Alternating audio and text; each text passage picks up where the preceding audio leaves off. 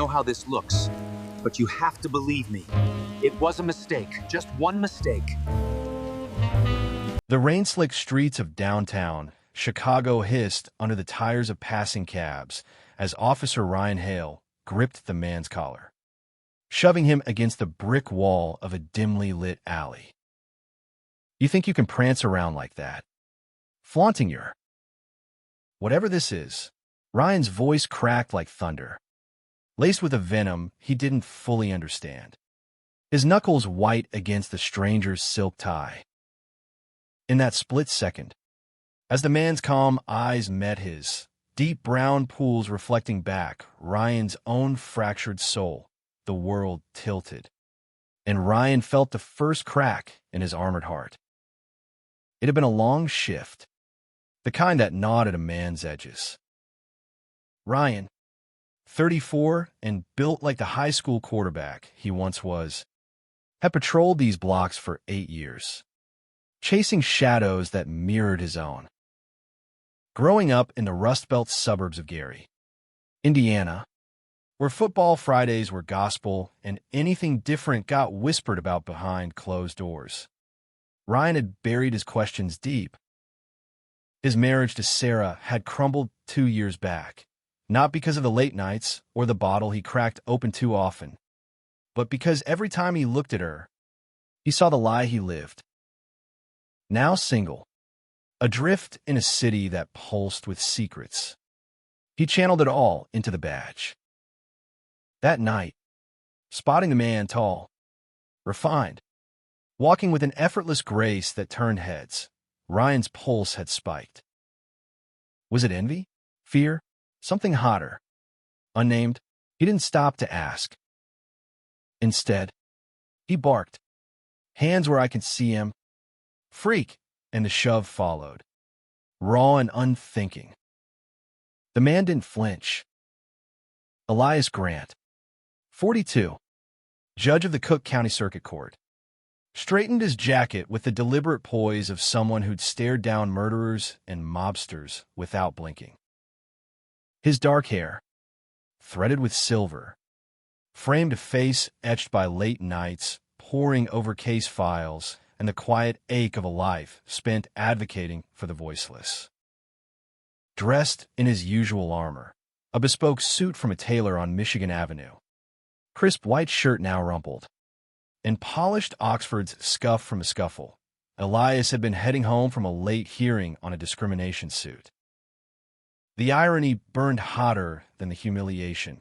Here he was, the man who'd penned rulings that chipped away at walls of prejudice, now pinned like a criminal by the very system he served. You have no idea who you're dealing with, Officer, Elias said, his voice steady as Lake Michigan's horizon. But his eyes, God, those eyes, held a storm of their own. Hurt flickered there. Yes, but beneath it, a weary understanding that cut Ryan deeper than any fist fight. Elias had come out at 25, after law school in Boston, where the air tasted freer. His partner of 15 years, Marcus, had been his anchor, a fiery activist who'd marched in the streets for marriage equality, only to lose his battle with AIDS in 2015. Since then, Elias had poured his grief into the bench, fighting for kids like the ones he'd once been, scared, hidden, desperate for a voice. Tonight, that voice cracked just a fraction. Let go, he murmured, not pleading, but commanding in the soft timbre that had quelled courtrooms. Ryan's grip faltered. The alley reeked of garbage and regret, neon from a nearby bar bleeding pink across the walls. Bystanders hovered at the mouth of the lane, a cluster of clubgoers in leather and glitter, their phones half-raised like accusatory fingers. One of them, a young drag queen with lashes like raven wings, shouted, "Hey, pig, back off." Ryan's face flushed crimson, a cocktail of shame and rage bubbling up. He released Elias with a shove that sent the judge stumbling back a step, briefcase clattering to the wet pavement. "Watch yourself next time," Ryan snarled, but the words tasted like ash. As he turned to stalk away, Elias's voice stopped him cold. "Officer Hale," Elias called, retrieving his case with dignified calm. Ryan froze. How did he know his name? The badge. Of course, glinting under the sodium lamps. But there was more in that tone, a quiet authority that peeled back Ryan's bravado like sunburnt skin. "This isn't over. See you in court." The precinct buzzed the next morning like a hive kicked over. Ryan slumped at his desk, nursing black coffee that did nothing for the pounding in his skull. Sleep had been a ghost. He'd replayed the alley 100 times, each loop twisting the knife. Who was that guy? Some lawyer type. Probably. Slinging suits and sanctimony. But those eyes, damn them, haunted him, stirring something primal. Forbidden.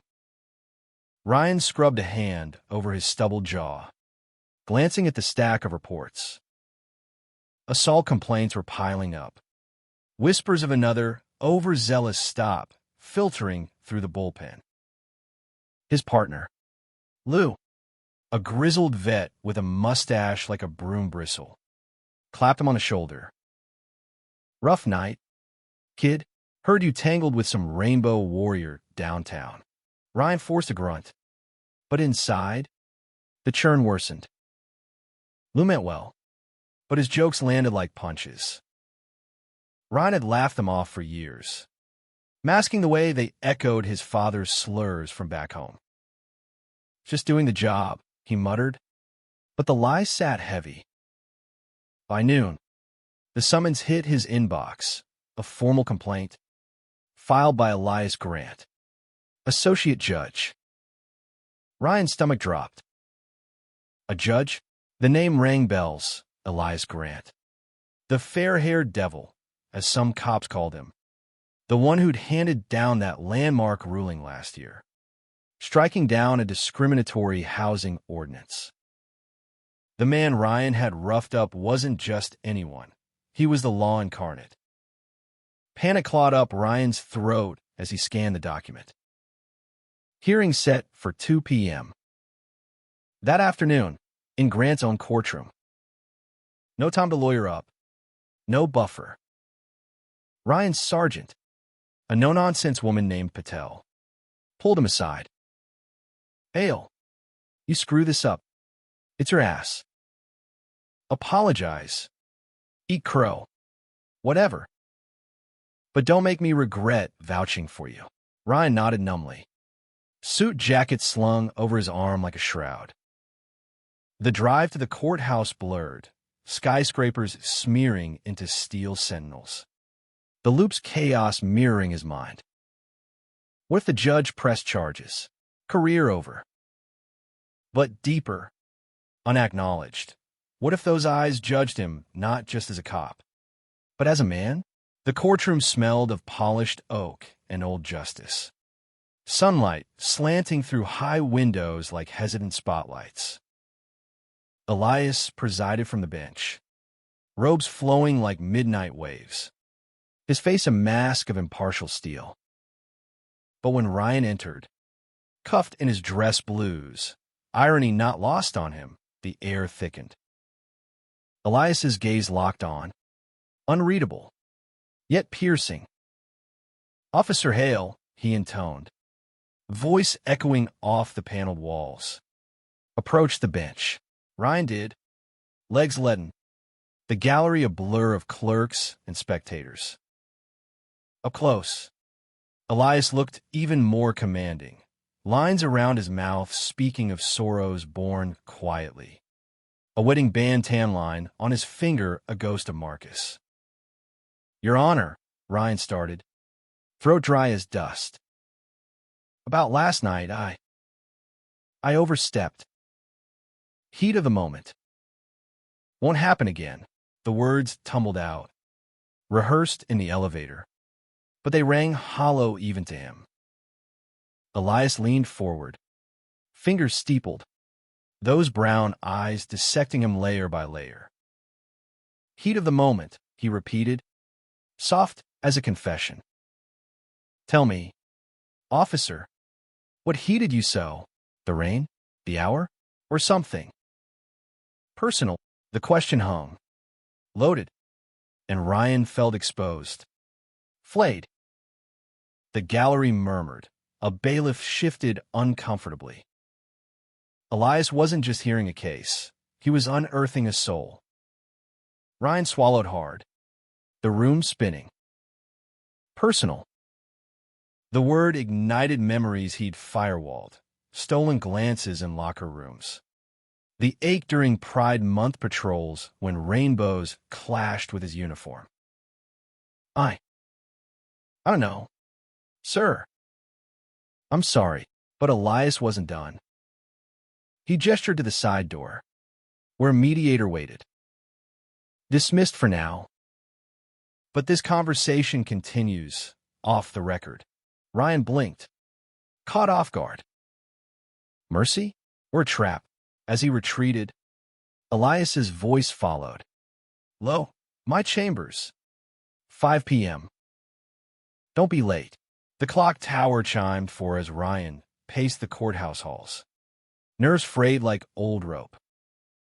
Why agree to this? Part of him screamed to bolt, grab a beer, hit the gym, drown in routine. But Elias's pull was magnetic, a gravity Ryan couldn't name. At 5 sharp, he knocked on the chamber door, heart hammering. Enter, came the reply, warm yet edged. Inside, the space was a sanctuary, bookshelves groaning with tomes on civil rights. A window overlooking the Chicago River's serpentine gleam. And Elias, robe shed, back in his suit, jacket off, sleeves rolled to reveal forearms corded with quiet strength. Sit, Elias said, pouring 2 fingers of bourbon from a crystal decanter. Ryan hesitated, then sank into the leather chair, the liquor burning a path to his core. You didn't have to do this, Ryan muttered, swirling the glass. Drop it. Elias settled opposite, legs crossed, studying him with that unnerving intensity. And you didn't have to humiliate a stranger on a public street. Or even, perhaps, a pause, heavy with unsaid truths. But I see you, Ryan. The way you looked at me last night, not just anger. Confusion. Pain. Ryan's grip tightened on the glass. How'd he know? You don't know shit about me. But the denial cracked, and words spilled. The failed marriage. The whispers from boyhood. The badges both shield and cage. Elias listened, not interrupting, his presence a balm. When Ryan trailed off, hoarse, Elias leaned in. I was you, once, hiding in plain sight, until a man named Marcus saw through it. He taught me love isn't a courtroom battle, it's surrender. His voice softened on the name, grief shadowing his features. Ryan's chest ached, empathy twisting into something tender, dangerous. As dusk painted the room amber, they talked, really talked, for hours. Elias shared stories of Marcus's laugh, the protests they'd joined hand in hand, the void left when illness claimed him. Ryan confessed the locker room stares, the porn tabs he cleared in shame, the fear that gripped him tighter than any perp. Vulnerability bridged them, fragile as spider silk. When Elias's hand brushed Ryan's in passing, accidental graze over the desk, sparks ignited. Ryan froze, pulse thundering. Elias didn't pull away. Instead, his thumb traced a slow circle on Ryan's knuckles, eyes dark with invitation. It's okay to want this, Elias whispered. Ryan's breath hitched, and in that charged silence, he leaned in, lips meeting Elias's in a kiss that tasted of bourbon and breaking dams, tentative, then fierce, years of denial pouring out. They parted, gasping, foreheads pressed. What now? Ryan rasped, terrified yet alive. Elias smiled, faint but real. Now, we figured out. One step. No judgments. Outside, the city hummed indifferent. But inside, two worlds collided, forging something new from the wreckage. Weeks blurred into a clandestine rhythm. Ryan's patrols skirted Boys Town now, not with disdain, but curiosity, neon signs winking like conspirators. Elias's rulings carried extra weight, his voice in chambers laced with private jokes that made Ryan's shifts bearable. Their first real date was a quiet dinner at a hole-in-the-wall Italian joint in Wicker Park, away from prying eyes. Ryan, in jeans and a flannel that hugged his frame, fidgeted across from Elias, who looked devastating in a simple button-down, collar open to reveal the hollow of his throat. "Tell me something true," Elias prompted, over plates of carbonara steaming like secrets. Ryan hesitated, forked midway. "I'm scared shitless. What if the department finds out? My family." Elias reached across, squeezing his hand under the tablecloth. "Fear's the real criminal. Ryan, I've lost too much to it." That night, in Elias's Lincoln Park brownstone, walls lined with photos of Marcus smiling defiant, Ryan let go. Clothes shed like old skins, bodies entwined on sheets soft as forgiveness. It was messy, urgent, Ryan's calloused hands mapping Elias's scars. Elias's lips coaxing moans from depths Ryan hadn't known. Dawn found them tangled, Ryan's head on Elias's chest, heartbeat a steady drum against the storm. But shadows loomed. Whispers at the precinct grew, Lou's sidelong glances. A sergeant's pointed memo on conduct unbecoming. Ryan's ex, Sarah, called out of the blue, her voice brittle. "Heard you're seeing someone." "A man?" "Ryan. What the hell?" The words reopened old wounds, doubt creeping in like fog off the lake. Elias felt it too. A case landed on his docket, a brutality complaint against a cop. Echoes of their alley too close. "Recuse myself," he confided one night, rain lashing the windows. Ryan pulled him close. "No. Fight it. Like you fought for me." The breaking point came mid-autumn, leaves carpeting Grant Park in crimson confession. Ryan's beat took him to a pride rally spillover, queer youth chanting for rights. Faces painted in defiant colors. A scuffle erupted, some hothead shoving a protester, and Ryan waded in, instincts firing. But this time, muscle memory betrayed him. He de-escalated, voice calm, hands open. "Easy," he said to the kid, barely 18, eyes wide with remember hurts. "I've got you." The moment crystallized. Ryan, the protector, not the aggressor. But as the crowd dispersed, a flashbulb popped, a journalist, capturing the scene. By morning, the Tribune ran it. Cop turns ally at Pride. Is change afoot? Backlash hit like a gale. Patel hauled Ryan in, face thunderous. "You trying to tank us?" "Hail." Fraternizing with the enemy, Ryan stood tall, badge heavy. "Not enemy. Sarge. Family." He outed himself then, words steady as Elias's gavel. "I'm gay."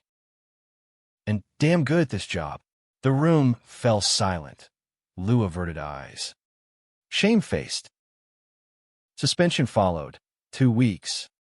Paid, but Ryan walked out unbroken, heading straight to Elias's court. Elias was mid-ruling, voice resonant on a custody battle laced with homophobia. Ryan slipped into the back, heart swelling at the sight. Elias. Champion unyielding. After adjournment, they met in the hallway, Elias's eyes lighting like stars. Saw the paper, he murmured, pulling Ryan into an alcove. Kiss fierce against cool marble. Proud of you. But joy soured fast. An envelope in Elias's hand. Summons from a judicial conduct board. Anonymous tip. Inappropriate relations with defendant. Their alley encounter. Twisted into scandal. Panic surged. It's bullshit, Ryan growled. Fists clenched. Elias nodded. Weary. But it could end me. Us. They retreated to the brownstone. Storm raging outside, mirroring the one within. Curled on the couch. Elias traced Ryan's jaw. I won't hide again. Not for this. Ryan's resolve hardened. Then neither will I. They faced it together. Press conferences. Lawyers. The grind of testimony. Elias's board hearing was a crucible. Accusations flung like shrapnel. But witnesses rallied. The drag queen from the alley. You from the rally. Even Lou. Mustache quivering as he vouched. Hale's solid. Saved my ass more times than I can count. In the end, vindication, complaint dismissed. Reprimand light. But the real victory unfolded privately. Winter blanketed Chicago in hush. Snow muffling the world's roar. Ryan moved in, his Gary-bred flannels mingling with Elias's suits in the closet, a quiet merger. They adopted a rescue dog, a scruffy mutt named Justice, who bounded through parks, leash between them. Pride the next June saw Ryan marching, uniform traded for a rainbow armband, Elias at his side, hand intertwined. The city that once witnessed humiliation now cheered their stride. Yet the deepest mending was in the still hours. One evening, as cherry blossoms dusted the lakefront path, Elias paused, turning to Ryan. You saved me too, you know. From the loneliness, Ryan cupped his face, thumb brushing a tear. We saved each other. Their kiss, slow and sure, sealed it, not an end, but a beginning. In a world quick to judge, anh đã lấy số tiền đó they'd và anh đã rewritten hủy the hoại mọi verdict. thứ. Tôi không làm. Love, Anh phải tin tôi. unapologetic, Tôi thề là tôi không làm. enduring.